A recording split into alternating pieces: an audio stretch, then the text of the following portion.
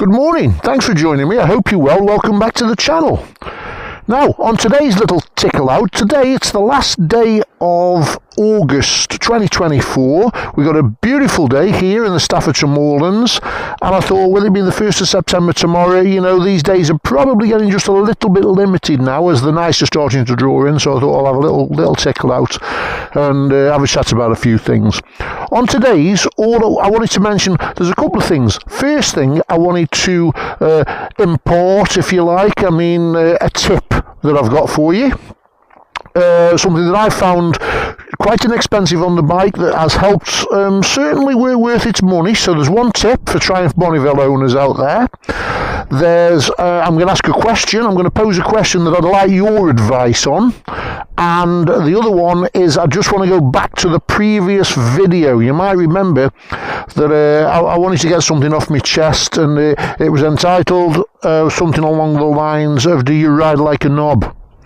An unfortunate title, but it certainly seems to have got people's attention, and thank you if you have subscribed, if you commented on that video.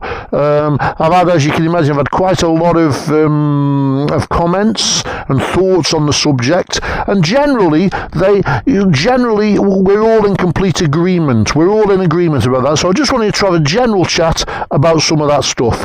So if it's something you're interested, stay tuned. I'm going to turn my camera around. I'm not one of them YouTubers with cameras coming out of my ears. I've got one camera. I'll put you on the tank so you can see where we're going, and we'll have a ride round. So I'll see you in a second when I've turned you round. Okay, so first thing, right, so first thing, things I've done to this bike. This is for Triumph Bonneville owners, really. Just a very quick tip that I found useful. I spent about 30 quid. Was it 30 quid? Yeah, about 30 quid. £15 on handlebar risers, which have raised the handlebars by about 30 mil. That's all they are. Off eBay. So they're probably Chinese copies of something you can pay more money for, but they've done a good job. I'm delighted with them. So they've raised the handlebars 30 mil. And I've put these grip puppies on, proper grip puppies, not the cheaper ones. And it's cost me in total about £30. And I won't say it's revolutionised the bike, but hey, it's brilliant. Obviously it's raised the handlebars, brought them back towards me just very slightly. And the grip puppies have got rid of some of the vibration. I won't honestly say it's got rid of all of the vibration, but it does make it far more manageable. So I am delighted with that small investment in my bike. So if you've got a Bonnie, I would recommend that hands down. Honestly, 30 quid, it's like, well, I was going to say it's a tank of petrol. It's not a tank of petrol in this, is it? But it's not too much money to make a noticeable, worthwhile, quick, easy improvement. So that's my tip. Now, the advice that I wanted from you, I welcome any advice on this subject. Now, I've spoken about this a little bit before. Tyres. I don't want to bang on about tyres, but this is the situation.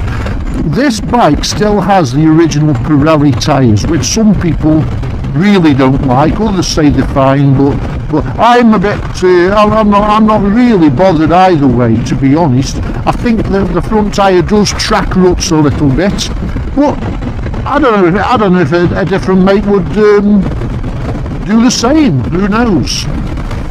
But anyway, the bottom line is my front tyre is getting down now. It's not completely worn out, but it's coming up for a change, shall we say. And my thought is, now my rear tyre on the other hand seems to have, and I've no idea how this works, but I seem to have loads of meat left on my rear tyre. So it strikes me that if I was changing them as a pair, which I guess would be, people will say, oh, that's the ideal situation. Yes, of course it is. But if I change them as a pair, I'm throwing my money away, aren't I? I mean, I'm happy with the tyres. I'm happy-ish. Yeah, they're fine. But the front one's getting down a bit. So here's the question. Do I change both tyres, or can I just get away with doing the front one? Now, for a decent make front. Now, I can envisage already, I can see the comments already. Oh no, they got me matched, they've got me the same one, you know. You know, I noticed on my Pirelli tyres, I'm just trying to think. One was made in Brazil and one was made in Spain or something. So, I mean, even the rubber out of them didn't come from the same pot, even though they're the same make. So, if I was to put, I don't know, an Avon on the front, or a Dunlop, or a Metzeler, or a Michelin, the question is it really going to make that much difference? Because I'm not Barry Sheen, I'm not going to ride on, I'm not going to push them to the limit, probably ever. I'm an old man tickling about in the Peak District on his Bonnie. So, or are you going to say, no, get them both off, because otherwise one will grip at different levels than the other and it's a catastrophe waiting to happen? I'd be interested to hear your thoughts. So there you are. Can I change just the front tyre on its own and wait till the rear one's worn out and then probably match it up? Or shall I just bite the bullet and do both of them? I don't know. What do you think? Comment below. Now, let's just address the previous video. Do you ride like a knob? I mean, I don't really do clickbait, you know, I'm not that big, I'm not that bothered really, you know, if somebody wants to watch it and comment, that's wonderful, if they share an interest, you know, but I'm not here for the numbers by any stretch of the imagination. Excuse me. But I thought, well, how do you put it to, and people tuned into it. It's been my biggest video. I think I got about, last time I looked, I got about 8,500 views, which is massive for me. So thank you for all those people who did comment and like and subscribe. And there does seem to be in the comments there's like recurring thoughts. And these recurring thoughts, incidentally, are, interestingly, from all over the world.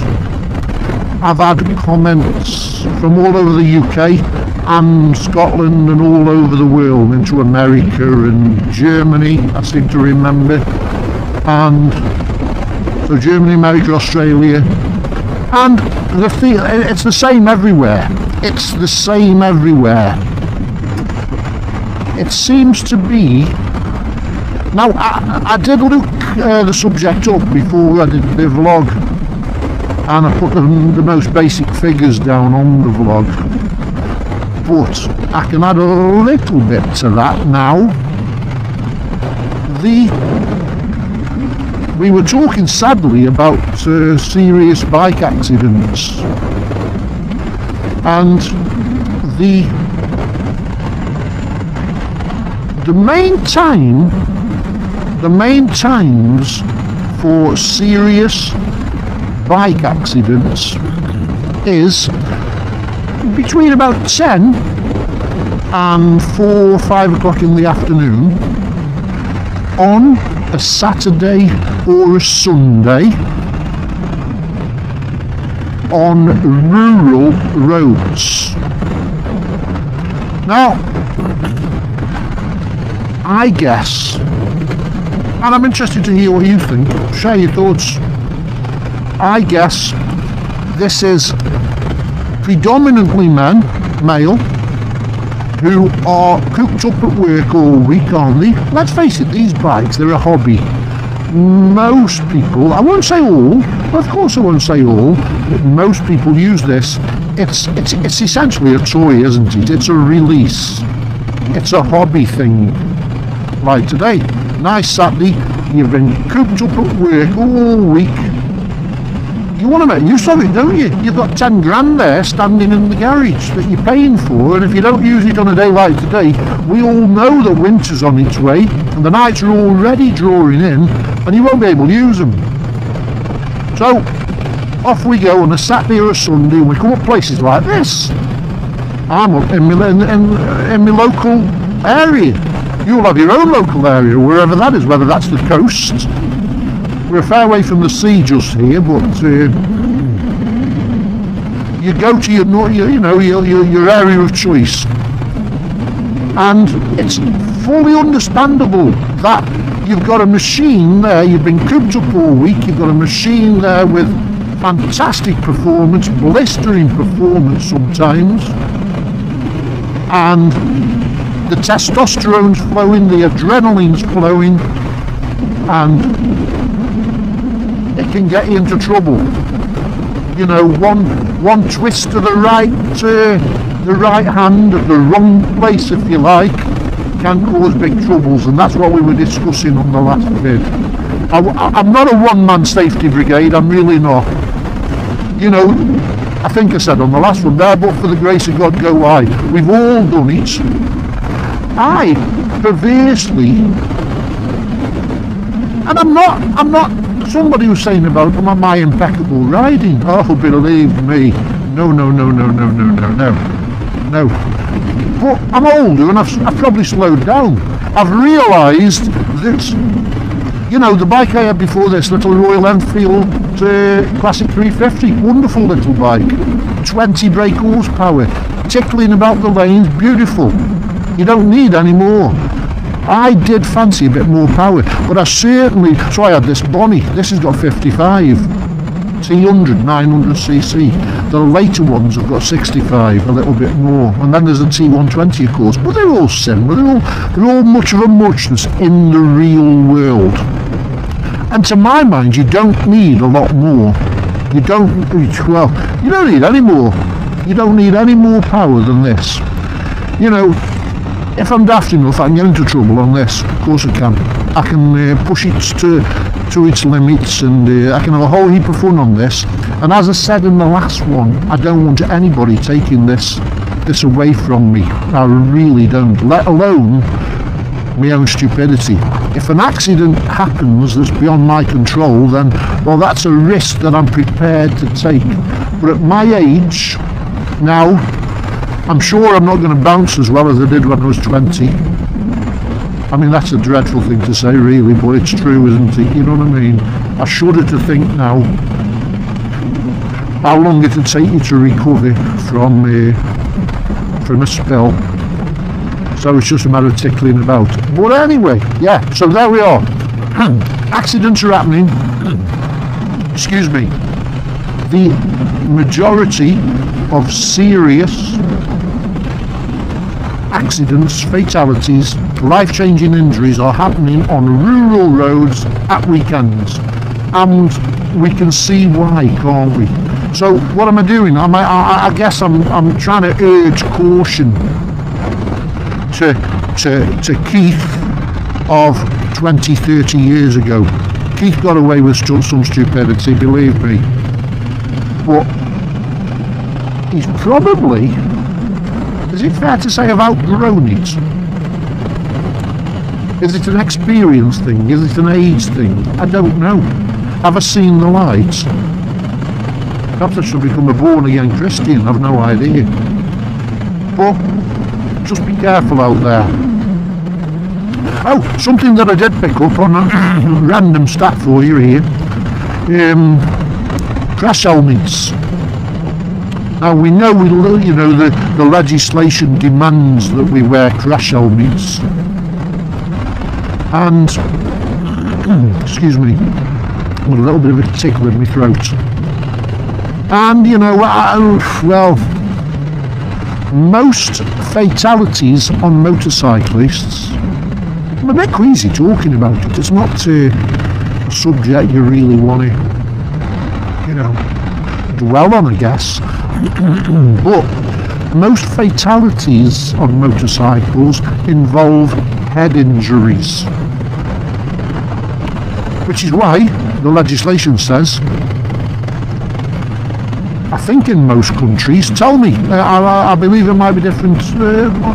I mean, in the States, have you got to wear a crash helmet in the States? Or does it depend on each individual state still? Or the states that allow you to ride a bike without a crash helmet? I don't know. Or the Far East. Don't know. But crash helmets, yeah.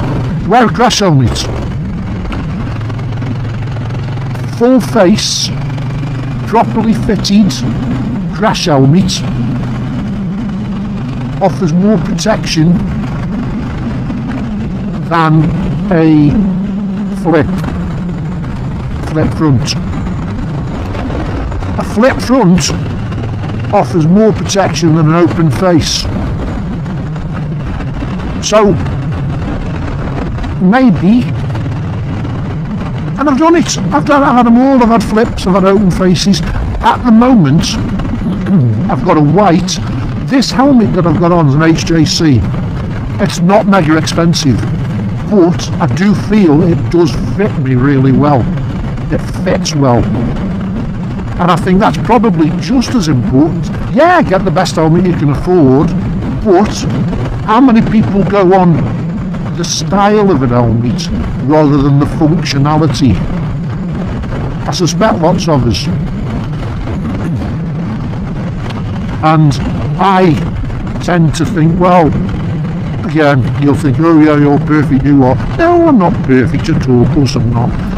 But I've got a white, nicely fitting helmet. I did my mate Pete in France used to work for Hein Garrick, and if you look back on the videos, a few months that we did a vid on how to fit your helmet. Just how to make sure your helmet fits properly. He offered the advice, and I think I sort of, in my own ramshackle way, imparted it. So have a look at that. Tells you how to fit a helmet. And he was an experienced chap. He is an experienced chap who's happy to share his knowledge.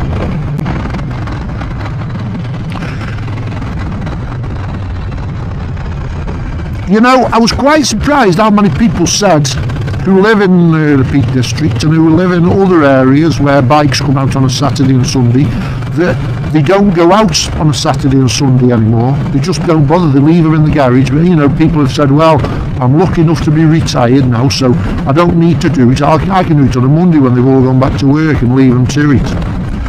But now my thoughts on that were fine. That's all right. That's your decision. Do what you want. But it doesn't really bother me that much, because I don't think that, let's say somebody's riding irresponsibly. Well, he doesn't affect me, does he? I don't have to do the same just because he's a pillock. So I tend to completely ignore, if somebody jumps off a cliff, would you follow him? Of course you wouldn't. So, I can ride my own ride and not be swayed by others. But people have said, and I do get this a little bit more than that previous one, people have said, I don't ride in groups. Anymore. Or maybe they ride in small groups, a few people who they know. Because there's always one, and I mean, we've all done that, haven't we? We've all done that. We're all at different levels. We're all on different bikes. We're all, we've all got different health issues. We've all got a different mindset. And if you've got somebody at the front as is hell-bent to get past every single car that he comes up to, and we all know him, don't we?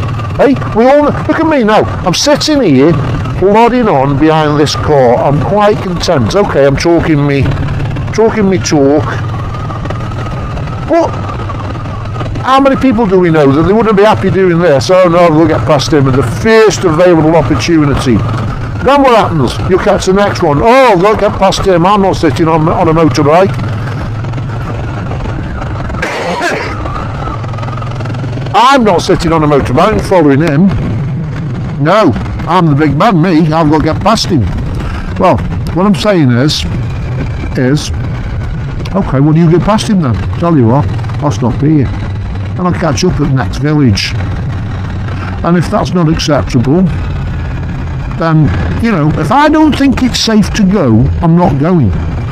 And I'm not going just because my mate in front's gone. Because my mate in front's decision making might be appalling. It might be, normally it might be good, but he might be one of the lads as has been cooped up all week and he wants to get it out of his system and he's on his big, I don't know, Fireblade or he's on whatever, and you know what I'm saying, and he's off on one. Well, I'll tell you what, crack on out, lad, because I'm following you, or at least unless it's safe. Well, there you go. It appears to be pretty safe, so let's have a go. But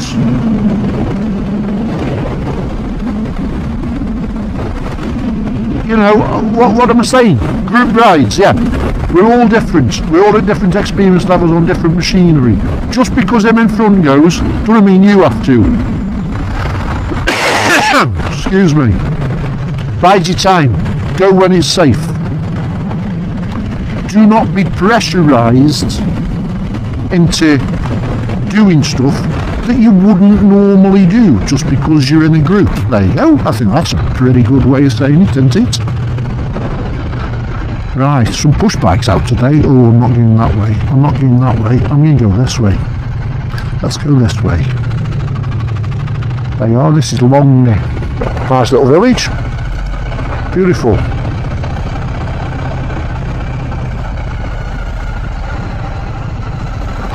So that was that. So people were saying we don't go out on a weekend when all the, as I loosely described as knobs are about, and others said we don't do group rides, which I get completely. What else was? Oh yeah, something that was mentioned was it is a sort of worldwide problem. It's not just here. Somebody was in, I think they're in the probably Black Forest area, Germany, and there's issues there. You know, I wonder how many of them are tourists. I don't know, probably a percentage of them. Okay, so there you have it. Just a quickie, but I say a quickie. Sometimes, you know, when you start riding round, and I do love this time of year. This is, I've said it before, I love it when it's sort of late summer, early autumn. The leaves are changing colour now. A few of them are just starting to drop, but not wholesale, and the colours on the trees are wonderful. So if you haven't been able to, I would highly recommend that you get your bike out the garage, because we've only got another, I don't know, another month, 2 months at best, haven't we? And then, if you're anything like me, you're going to be in the garage for 2 or 3 months. Here we go. Now,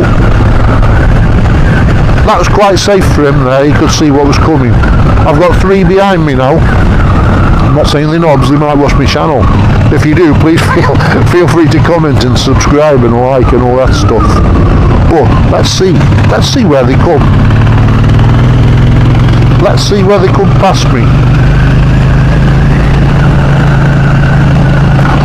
Right, let's have a look. Is he big? No. Here, we're doing a live experiment here. I'm doing 50. So I'm doing 50 miles an hour. I'm doing on. Now there's a little bit of a space there. He's got it. Yeah, there's an opportunity, and there he goes. And there he goes. Oh, bike coming the other way. Look at that. Whoa!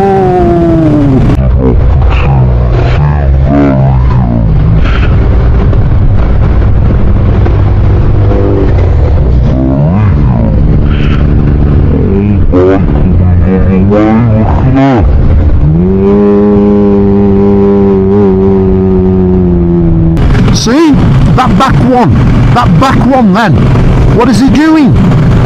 He's following his mates. Because his mates are gone, he's gone. There's a bike coming the other way. I rest my case. Now, okay, you'll say, well, there's plenty of room there. Yeah, I actually moved slightly to the left when I saw him coming to make sure he had a bit more room. But, hey. You know that poster I put on? There's a poster around here, picture of a motorbike, and it says "to die for." And I'm not saying he was close, but what were we talking about just 5 minutes ago? Group riding, going because your mate's gone. That back one then was following his mates, and there was a bike coming the other way. Okay. Argue the toss. Oh, there's loads of room, Keith. What are you on about? Yeah, I know there was. Then, here's something for you. That back one. If there was a car coming the other way, he didn't see that bike coming. He just followed his mates. And then, he must have thought, oh shit. Well, yeah, there was room, because it was a bike. But what if it was a car? Would he have seen it? Do you know? We'll never know, will we? We're never going to know.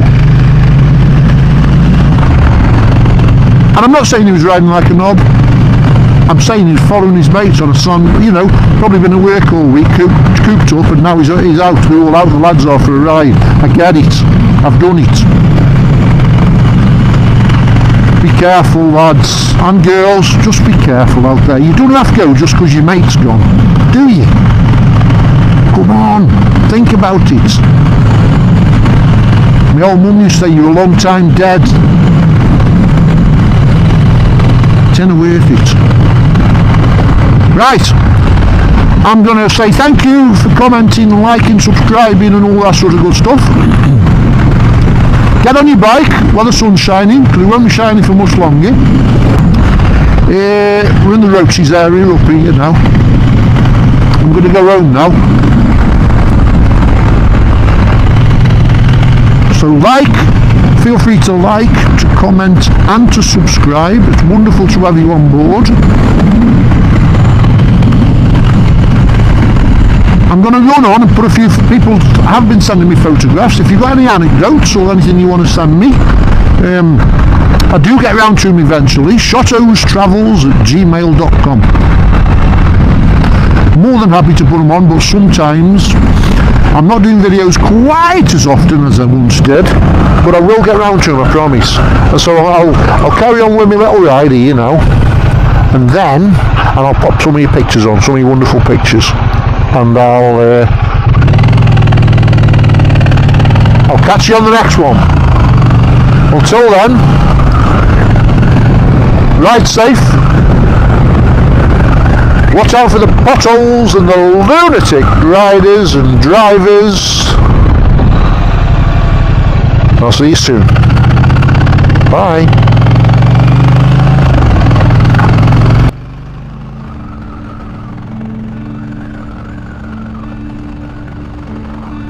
Hey, you couldn't see it coming. You might have thought it, but you couldn't change it. Hey, it's not right or wrong. It's about trying, find the silver lining. Rain and fire, highs and lows, you name it. Cold and warmth, laughs and cries, you have it. The world goes by, and by the time it does, you missed it. You didn't